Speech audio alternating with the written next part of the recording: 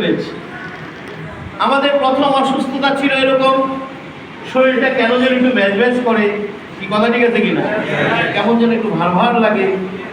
সকলে মিলে বললো তাড়াতাড়ি ডাক্তার দেখাও, দেরি করো না, দেরি করলে রোগটি বেড়ে যাবে।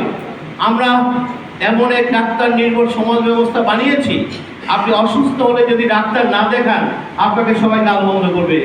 কেমন মানুষ দেখো, অসুখ বিসুখ নিয়ে ঘুরে ডাক্তার কাছে যেতে বলে না, ডাক্তার দেখায়। আপনার শিশু যদি একটা হাসি দেয়, স্বামী স্ত্রী ঘরে ঝগড়া শুরু হয়, তুমি বাচ্চাটাকে এখনো ডাক্তার দেখাচ্ছ না, এই কথা ঠিক আছে কিনা বলে। পরিকল্পিতভাবে ডাক্তার নির্ভর একটা সমাজ ব্যবস্থা তৈরি করা হয়েছে। এর পেছনে রয়েছে বিলিয়ন ডলারের ড্রাগ বিজনেস। জোরে একটা হাততালি চাই। ঘর থেকে কিন্তু তাকে ট্রেনিং দেওয়া শুরু হয়েছে, ঘর থেকে। আপনি কি দিয়েছেন? আপনি দেন না, উনি কিন্তু দিয়ে দিয়েছেন। কিছু হলেই তার কাছে যেতে হবে, এই শুরু হয়ে গেল। কেন? ভালো কথা, আমরা ডাক্তারের কাছে যাব, আমরা তো ডাক্তারের কাছে যেতে নিষেধ করিনি। এরপর কি হলো, আমরা ডাক্তার দেখালাম, ডাক্তার সাহেব বেশ কিছু টেস্ট দিলেন, রাইট? ডাক্তাররা কি দেন? কিছু টেস্ট দিলেন। টেস্ট দিয়ে তিনি টেস্ট দেখে বললেন একটু সুগার বেড়েছে, প্রথম অসুস্থতা, একটু প্রেশার বেড়েছে, একটু ক্রিয়াটিনিন বেড়েছে। সব কি ছিল ভাই? প্রথম অসুস্থতা কি ছিল? একটু একটু। তিনি আপনাকে সতর্ক করে দিয়ে বললেন আর বাড়তে দেয়া। আমরা একমত, সুগার বাড়া কি ভালো? প্রেশার বাড়া কি ভালো? ক্রিয়াটিনিন বাড়া ভালো নয়, কোনোটাই বাড়া ভালো নয়। কিন্তু আপনার ডাক্তার কি করলেন? তিনি তার প্রেসক্রিপশনে ড্রাগ না মেডিসিন, কথা বলবেন, তিনি তার প্রেসক্রিপশনে কিছু ড্রাগ লিখে দিয়ে রুগীকে বললেন আমি আপনাকে কিছু মেডিসিন খেতে দিলাম, সেগুলো চলবে। এই দুটো ভুল ইনফরমেশন আপনাকে রুগীর খাতায় নাম লিখে দিয়েছে। জোরে একটা হাততালি চাই। আমার কোনো মানুষ রুগী ছিল না। তিনি ডাক্তার দেখানোর পর তিনি বললেন আমি আপনাকে কিছু মেডিসিন খেতে দিলাম, সেগুলো চলবে। তিনি কি মেডিসিন খেতে দিয়েছেন না ড্রাগ খেতে দিয়েছেন? তিনি কি জানেন না ওই ড্রাগ দিয়ে কখনো রোগ ভালো হয় না? আপনার ডাক্তার জানেন, কারণ ড্রাগ নিয়ে তিনি যে বইটি পড়েছেন, পৃথিবীর সব ডাক্তাররা পড়েছে, বইটির নাম ফার্মাকোলজি। সেখানে স্পষ্ট বলা আছে কোন ড্রাগস 15 দিনের বেশি খাওয়া যাবে না। অথচ আমার ডাক্তার লিখে দিলে চলবে। তাহলে মেডিসিনের নামে ড্রাগস কতদিন খাওয়া উচিত? একটু কথা বলবেন।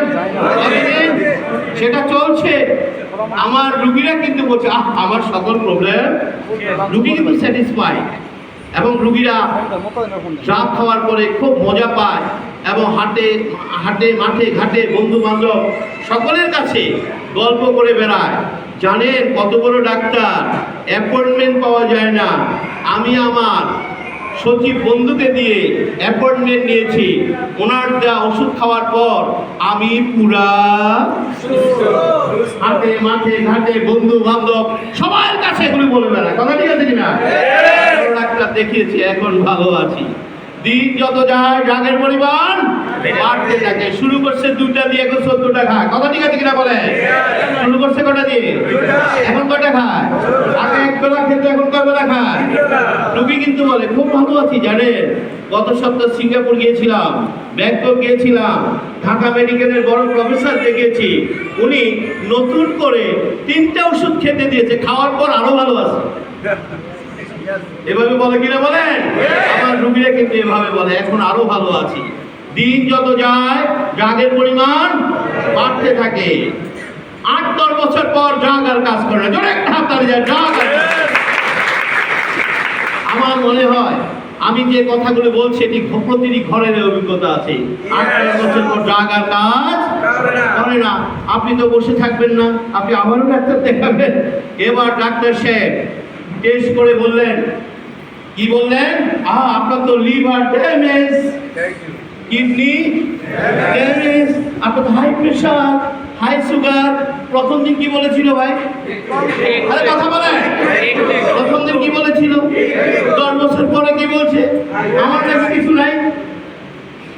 কি ভাই 10 বছর পরে কি রিপোর্ট ভালো আসে না খারাপ আসে? কেন এরকম হলো? কেন আমার রুগীরা জানতে পারেনি এই 10 বছর তার বডিতে কি চলছে? যতবারে জিজ্ঞেস করেছেন ততবারে ভালো আছি। এখন সে ভালো নেই। শুধু ভালো নেই বললে ভুল হবে, বডিতে ড্রাগ যখন ফেল করে ওই মানুষটির আর বেঁচে থাকার সুযোগ থাকে না। আসুন আজকে আমরা জানবো আমরা রোগীরা কেন বুঝতে পারিনি এই 10 বছর আমার বডিতে কি চলেছে। আজকে সে উত্তর আমাদের হাতে। আমরা জানবো আমরা রোগীরা কেন বুঝতে পারিনি।